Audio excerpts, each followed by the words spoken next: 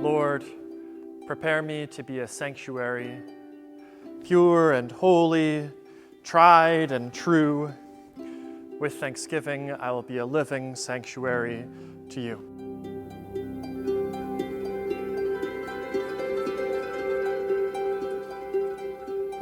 Hi, my name is Renée Peltier. I'm a member of Kimborne United Church. It's really good to be here. So, I recently concluded a trial, Canada's first Aboriginal Title to Water trial.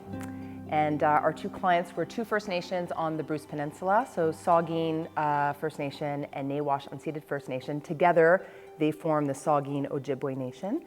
And our case was about their relationship to their water territory. So both communities have a treaty that was signed with the Crown in the 1800s that purports to, the English version of the treaty purports to surrender the land portion of their territory. But it is silent on the ownership of the water or the lake bed. And the Saugeen Ojibwe Nation have always traditionally been water people. They fish to sustain themselves. They have a deep spiritual connection to water. And so in Canadian law, the only way to deal with the pre-existing Aboriginal interest in land is for the Crown to have entered into treaties with First Nations. And given that the land portion of Saugeen Ojibwe Nation's territory was not ceded by any treaty or purported to be ceded by treaty, there's active Aboriginal title there. So that's why we brought a case to have a court declare that territory to be, in fact, still under their ownership. For the Anishinaabe in particular, the land is a part of who they are, like literally a part of who they are. Their physical body and the land is like, there's sometimes no distinction, you know? They come from the earth, their creation stories are rooted in the earth. There are spirits that live underwater that are still very much alive and sort of inform things for them. It's really rooted in this deep spirituality. Anishinaabe women have a special role to maintain that spiritual connection. There are water keepers. You have pipe carriers in Anishinaabe society who have a special role to protect their waters. I once heard an Anishinaabe person talking about having lost a piece of their territory, and she said it felt like losing a limb. You know, it was like having her arm cut off, right?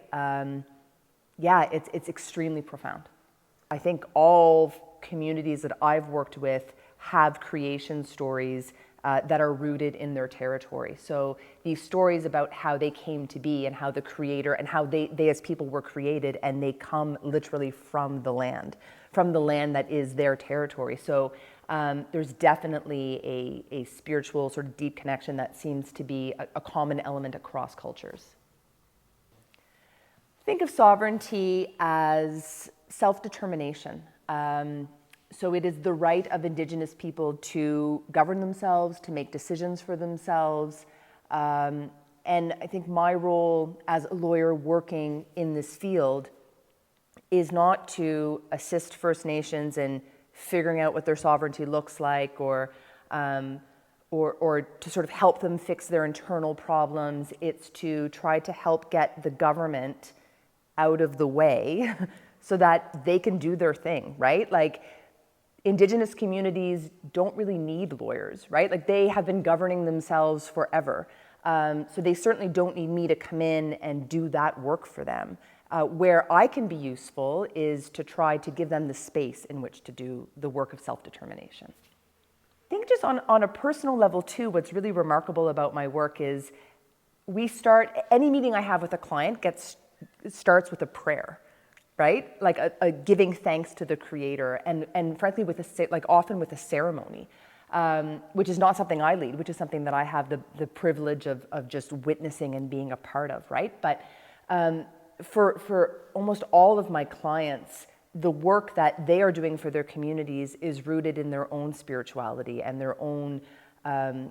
their responsibility. You know, a chief often sees herself or himself as fulfilling the sort of creator's work in a way, right? And so my job as a lawyer is to sort of like help that person be able to do their job, right? Which has this spiritual component. So Yeah, I'm reminded of God all of the time in my work, and that's something that I am just so thankful and feel so blessed, all the time. Being able to meet and work with people who for whom their spiritual connection to their territory, to their people, to their work is such a blessing, and I think helps my spirituality grow as well.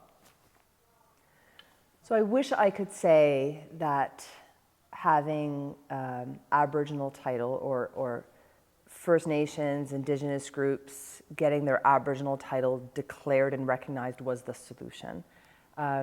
Sadly, I don't think it is. So the thing that is super frustrating about Aboriginal title is there has only been one declaration in the history of Canadian law. It was, the Silcoteen Nation in BC a few years back had the very first declaration, and no one really knows what it means. No one knows what the practical implications are of an Aboriginal title declaration. Aboriginal title, I think, will at a minimum, give the Saugeen Ojibwe Nation leverage in which to negotiate with the government. But I don't think it solves everything. I think what is really needed is for Indigenous law to be recognized as, and Indigenous governments to be recognized as a third order of government.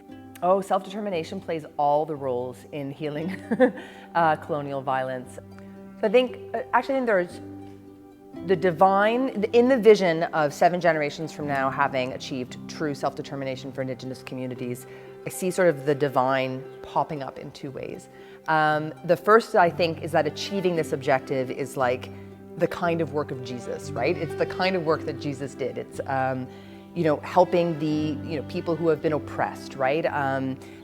Jesus was a social justice kind of crusader. And I mean, that is frankly very much what appeals to me about the work that I'm doing, right?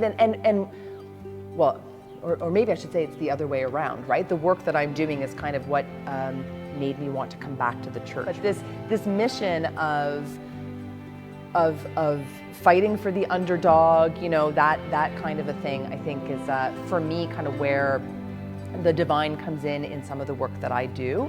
But I think ultimately, given the importance and the role spirituality has for Indigenous communities in their doing the work that they do, making space for that to happen is just awesome, right? Like making space for governments to be recognized who make land decisions based on their spiritual connection to the land is like a cool thing and something that I think our entire country could benefit from.